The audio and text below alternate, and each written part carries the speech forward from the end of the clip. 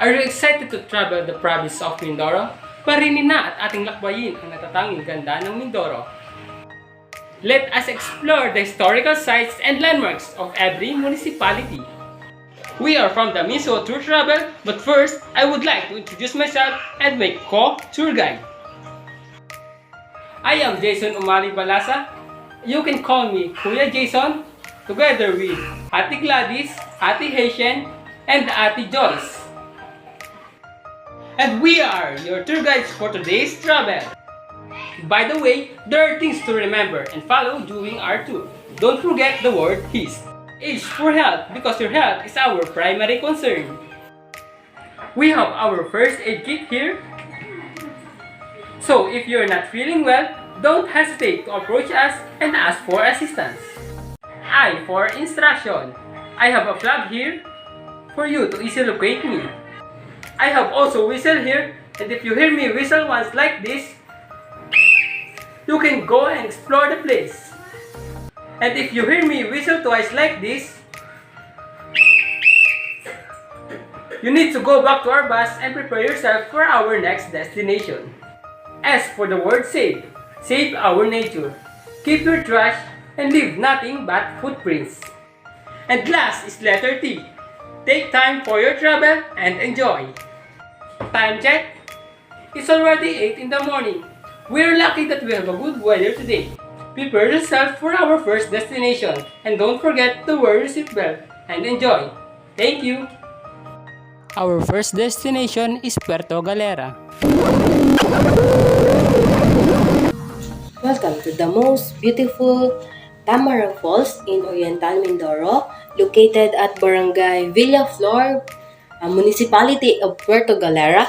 This falls is the stopover of all visitors in Oriental Mindoro to go other site in Puerto Galera. So, Tamaraw Falls is the usually stopover of our visitor. Our next destination is Sancho Doro. Aras Cave. About 30 minutes of trekking into shrubbery, you'll arrive at the Aras Cave. Every cave gives you a unique experience, and Aras will give you just that with a waterfall inside it. Our next destination is Baco. Hidden Paradise. Hidden Paradise lets you feel the cold and clean water of the Alpaparay River. It has a natural spring flowing through swimming pool which is surrounded by huts and cottages. Our next destination is Calapan City. Calapan City Museum located at Barangay Ginubatan. So, if you want to know the history of the colorful Calapan, so let's go and visit the Museum of Calapan City.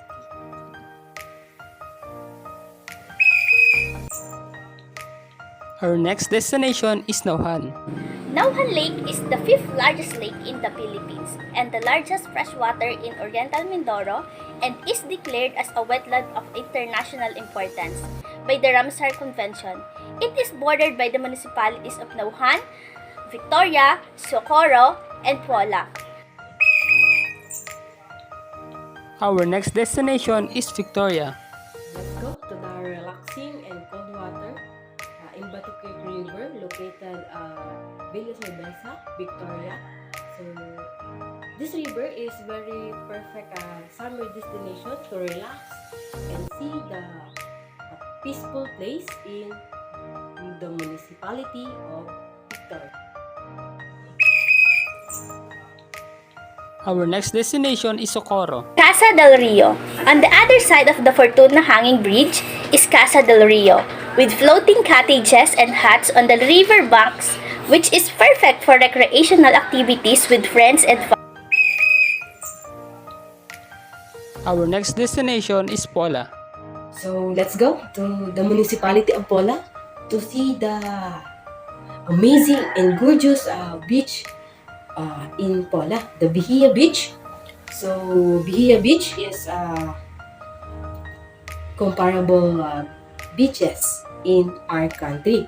So, Bihi Beach is one of the most beautiful beaches in Oriental Mindoro, located at the municipality of Pola. Our next destination is Pinamalayan. Pinamalayan Rainbow Junction. The Pinamalayan Rainbow Junction is a colorful landmark located along the Strong Republic Nautical Highway that showcases the town's emblem, which is the rainbow, a testament to its colorful culture and history. Our next destination is Gloria. Bamboo Plantation. The Municipal Bamboo Plantation is a wide-range bamboo plantation that houses different varieties of bamboos used for the livelihood of the locals. Our next destination is Bansud. Welcome to the Bansud Museum, located at the compound of Municipal Hall and Plaza. So the historical and the artificial relic of the town is you will find the Bansud Museum. Our next destination is Bungabong. Kuta Shrine. The ruins of Kuta Church in Anilao, Bungabong are the remnants of 18th century church. At that time, it is a place of worship and walled fortress against Moro invaders. The church is believed to have been burned down and abandoned due to the Moros' constant attack between the years 1753 and 1754. On June 25, 2012, the site was declared by the National Historical Commission as a National Historical Landmark, the first ever in Oriental Mindoro. Our next destination is Mansalay. To the Manginibungan Cave, located at the municipality of Mansanay. So, this cave was very historical because of the history of our Katutubong Mayan. So, it is one of the most exciting cave in Oriental Mindoro. Our next destination is Rojas. Welcome to the largest cave in Oriental Mindoro, located at Rojas town proper. So you need 2 hours to explore and seeing the beautiful places in the municipality of Rojas. Our next destination is Bulalakaw. Buyayaw Island. Buyayaw Island is a 206-hectare forest reserve with more than 500 forest species under thick vegetation and ornamental plants. Apart from its abundant wildlife, the island is rich with corals and marine diversity, making it ideal for snorkeling and diving. Magsaysay Occidental, Mindoro. Magsaysay was formerly a territory of San Jose. It was created separate municipality by virtue of Republic Act 5459, signed by President Ferdinand Marcos on April 3, 1969. The name Magsaysay was derived from the name of the late President Ramos Magsaysay. Magsaysay Occidental, Mindoro is known for their Bukal Spring. It is located at the foot of the mountain range at Sitio Bukal in Barangay Nicolas, 20 minutes ride to the South Nautical Highway. It is natural spring which tourists enjoy. And now, we are heading on San Jose Occidental, Mindoro. San Jose is a first-class coastal municipality of Occidental Mindoro Province in Mimaropa region. It is one of the biggest towns in the country in terms of area, population, and revenue. Did you know that during World War II, the town of San Jose became the second landing area of the American forces led by General Douglas MacArthur? San Jose is known for their cathedral, known as St. Joseph Cathedral. A new and impressive church was constructed by the successor of Father Blendel as parish priest of San Jose, Father George Costiscay. Before this, the chapel of San Jose was a contest hut of the Allied forces vintage. The new parish church was built with the help of German and Filipino Catholics. It was blessed by the Vicar Apostolic of Mindoro Bishop William Lucia on September 30, 1962. And now let's go to Rizal Occidental, Mindoro. On April 3, 1969, the municipality of Rizal was created by virtue of Republic Act No. 5450 through the efforts of Congressman Pedro Medalla, Sr. Rizal is primarily an agricultural town where rice, corn, and fish are the primary products. Let's visit the hiking spot on the east, Mount Lion. It is famous among tourists for its fascinating scenery and refreshing sights, perfect for every biker. It is one of the mountains that make up the Rizalanos' pride. The majestic view on top of the summit is so amazing. Sunrise cruise is so rewarding and worth it. And now let's go to Calitaan Occidental, Mindoro. Calitaan is a third-class coastal municipality of Occidental, Mindoro. It was previously barrio of Sablayan. On June 18, 1966, it was created as a separate municipality. Philomena Jimenez became the first elected mayor of the town. Another off-beaten tourist spot in Occidental Mindoro is Regara Beach. It features a long stretch of powdery sand stretched by coconut trees. Sablayan Occidental, Mindoro. The town of Sablayan was previously called Dongon. It was organized as a municipality in 1906 with Juan Danyo as the mayor.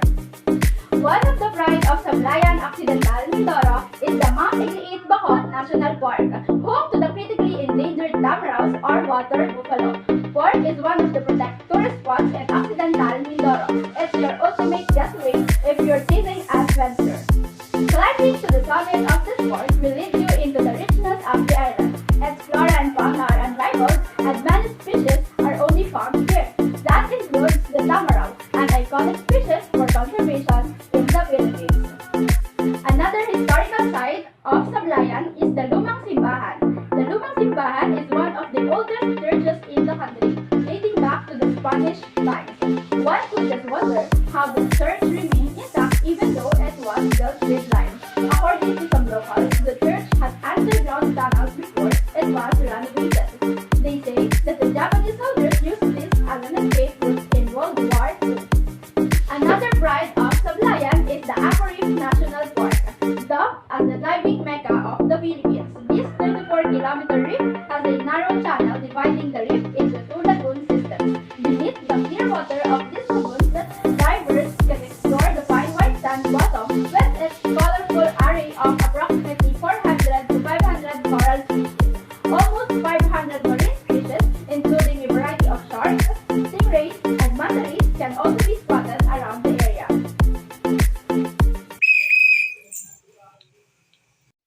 Our next destination is Santa Cruz Occidental, Mindoro. Formerly called Talabasi, Santa Cruz was a territory of Mamburao until April 1, 1949, when it was created as a separate municipality by virtue of Executive Order 210 issued by President Cepillo.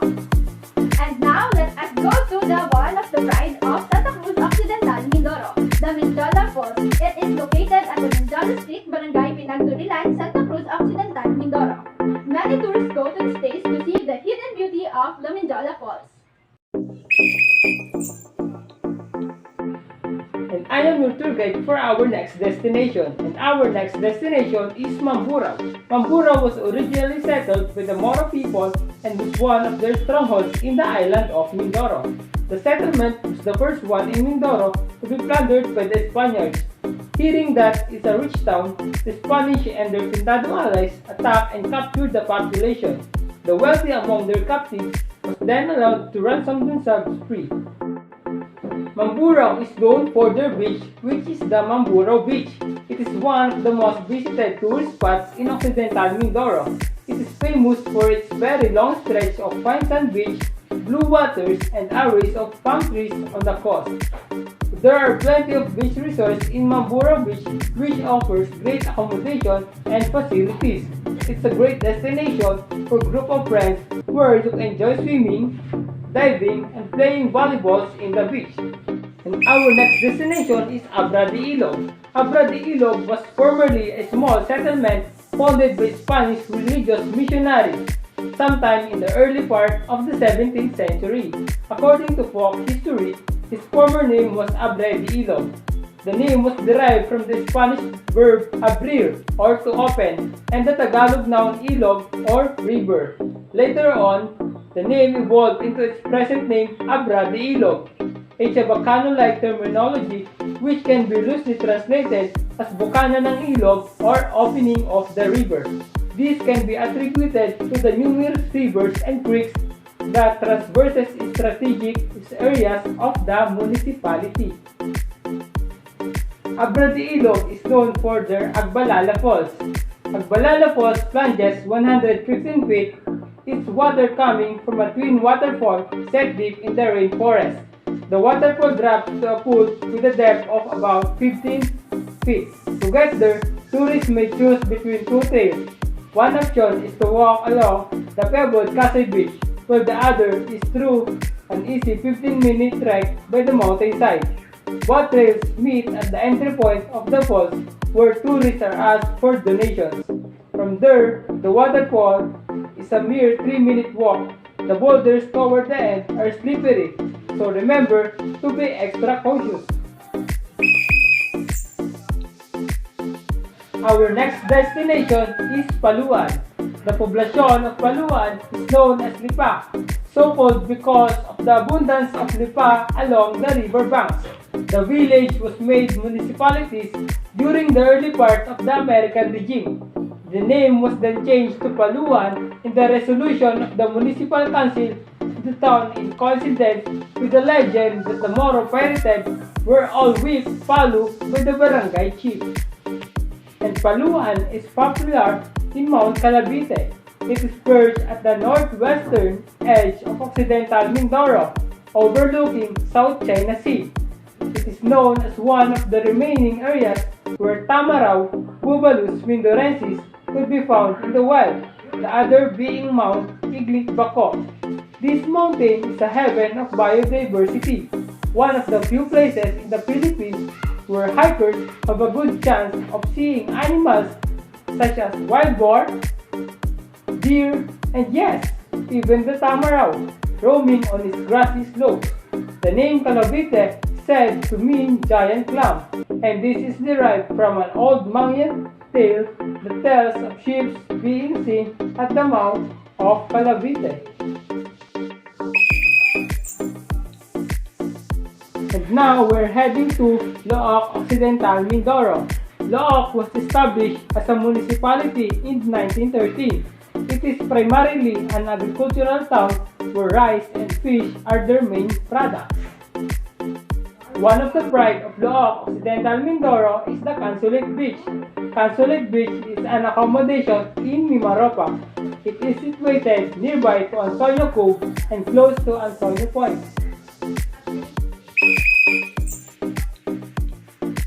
And our last destination is the Lubang Occidental Mindoro. The islands were originally settled by an ethnic group from the Visayan. By 1900s, the islands were inhabited by both Tagalog and Visayan people. The Spanish built a fort on Lubang Island, the San Vicente Bastion on the western point on the entrance to Tilic Fort. One of the best sites of Lubang Occidental Mindoro is the Onoda Trail and Caves. It's one of the Lubang's popular tourist spots. It served as the hideout and escape route of Lieutenant Hiro Inoda and his troops during World War II. The trail runs for 8 kilometers, covering a series of 4 caves. There are also streams, century-old trees, and wild animals along the way. Want to know more? Explore the Onoda Trail and Caves.